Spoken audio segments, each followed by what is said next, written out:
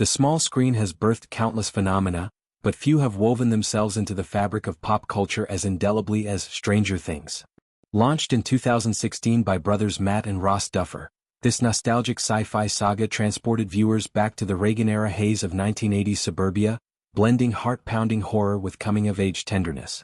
Set in the sleepy town of Hawkins, Indiana, it followed a band of misfit kids, led by the telekinetic 11, played with ethereal intensity by a then-unknown Millie Bobby Brown, as they battled interdimensional monsters, shadowy government experiments, and the awkward throes of adolescence. From the Upside Down's pulsating dread to the arcade-lit glow of Dungeons & Dragons sessions, the show tapped into a vein of retro reverence, resurrecting synth-heavy soundtracks, Walkmans and Eggo waffles as cultural touchstones. Over 4 seasons, it amassed a devoted legion of fans, spawning memes, Halloween costumes, and endless debates over plot twists. Critical acclaim poured in, Emmys for its cinematography, Golden Globes for its breakout stars, while Netflix's viewership records shattered like the Demogorgon's fragile illusions.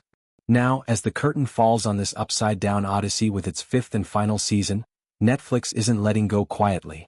Instead, the streaming giant has orchestrated a send-off of blockbuster proportions, transforming the finale into a global spectacle that rivals the marketing muscle of summer tentpoles like Avengers: Endgame.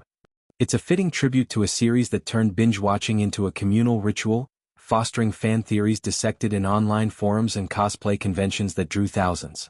The campaign kicked off with One Last Ride, a massive cycling event in Los Angeles that drew hordes of devotees pedaling through sun-drenched streets, evoking the iconic bike chases of seasons past.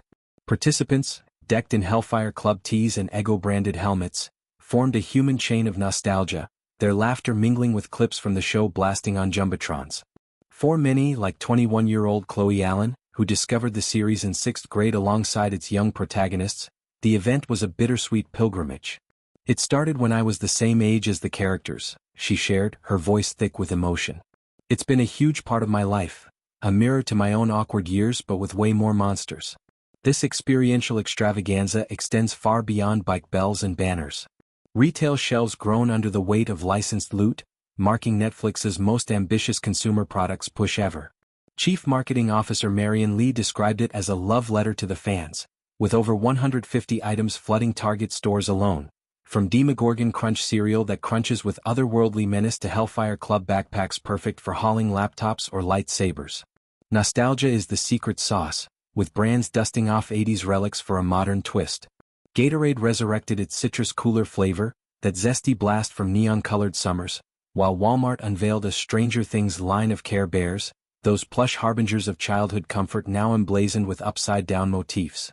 Hot Topic pedals glow-in-the-dark posters of the Mind Flayer, and Funko Pops immortalize every character from Dustin's curly mop to Joyce's alphabet bulletin board desperation. Even high-end collaborators join the fray. Supreme drops limited edition hoodies with Vecna's clock hands ticking eternally, and a collaboration with Converse yields high tops splashed in Hawkins high colors. The Blitz isn't confined to American Isles, it's a worldwide wave crashing across continents. In Paris, the opulent Galeries Lafayette transforms into a Hawkins Christmas market, where twinkling lights illuminate stalls hawking mistletoe-laced demo bats and gingerbread 11 heads. Revelers sip mulled wine while dodging faux interdimensional vines, the air thick with croissants and synthpop carols. Immersive pop-ups have toured the globe, a Hawkins lab recreation in San Francisco's foggy alleys, complete with flickering fluorescent lights and eerie radio static. A New York subway takeover where commuters vanish into portal illusions. Rio de Janeiro's carnival-infused rift with samba beats underscoring monster roars. And Sydney's harborside haunt, where kangaroos seemingly morph into demo dogs under strobe effects. Netflix houses and malls worldwide dedicate entire wings to the show.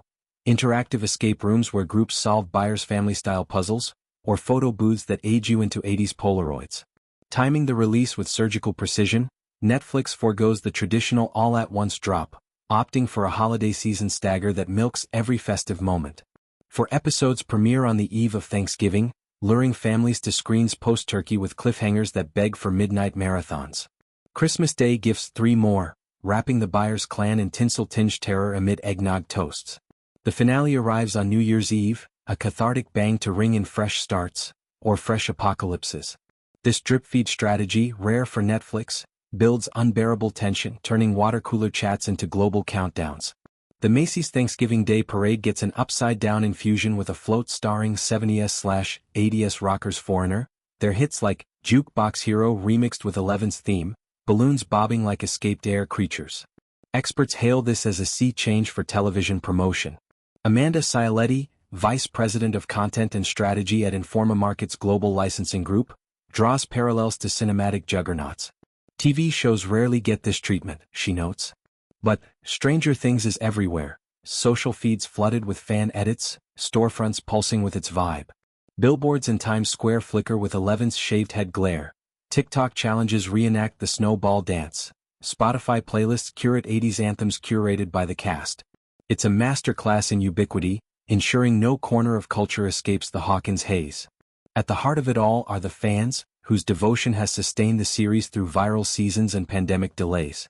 The Los Angeles ride wasn't just an event, it was a reunion, strangers bonding over shared scars from the Gate finale or squeals at Max's skateboarding feats. Chloe's story echoes countless others. The show as a lifeline during isolation, its themes of friendship and otherness resonating in a divided world.